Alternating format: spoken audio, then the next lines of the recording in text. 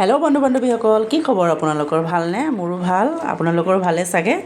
আৰু ঠাণ্ডা লাগিছেনে আপোনালোকৰ? এইফালে কেনেকুৱা ঠাণ্ডা পৰিছে জনাব দেই অলপ। এয়া মই কেৰাহীত চব্জি পাতি দিছোঁ। এয়া ফুলকবি আৰু আলু আৰু আপোনাৰ মচুৰ দাইল দি পেলাই অলপ গ্ৰেভি টাইপৰ বনাই দিছোঁ। আৰু ইফালে কেৰাহীখনত আপোনাৰ বইল মাছ আৰু লগতে ফুলকবি এডোখৰ আছিলে দি দিছোঁ। আৰু এয়া ধনিয়া পাত ধুই থৈছোঁ।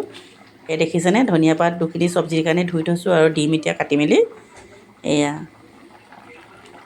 চাওক, চব্জিখিনি এয়া মই দেখুৱাই আছোঁ আপোনালোকৰ। কোনে কোনে ভাল পায় বাৰু এনেকুৱা বইল মাছৰ চব্জি খাই? আৰু লগতে মই দেখিছেনে, লগতে মই কাঁহী এখনত এয়া মাছ ভাজি থৈছোঁ। এয়া ভজা মাছ 3 পিচ আছে। আৰু লগতে আদা এটুকুৰি কাটি কেইডোখৰমান কৰি থৈছোঁ। যিহেতু ৰাতি ঠাণ্ডা দিনত অলপমান এনেকুৱা আদা খাব লাগে ন, জ্বৰ কাহ চৰ্দি ভাল হয়। ঠিক আছে তেতিয়াহ'লে মোৰ ভিডিঅ'টো ইমানেই আছিল। সকলোকে শুভৰাত্ৰি জনালোঁ।